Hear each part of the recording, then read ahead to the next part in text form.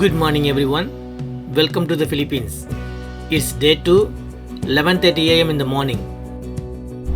Okay, next stop we are going to man-made forest. Just close by, let's see how it goes. It is 2 kilometers away from the Tarsis conservation area.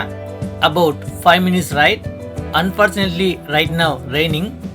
They are upgrading the road in this area for safety reasons. It is a good thing for the tourism in the future. Right now we are entering Pillar man-made forest. This reforesting project started 50 years ago. Now everyone enjoying the benefits. This beautiful place located in the border of Pillar and Lobok town, and it is 2 kilometers long. When you travel in this area you cannot miss it because it looks like a tunnel and it filled with red and white mahogany trees. Looks so beautiful. Because of the social media, it became like a famous attraction in Bohol. You can see lot of video in Shorts, Instagram, TikTok and Facebook. Here's some video for you to enjoy. At the same time, you can have idea how it look like in social media.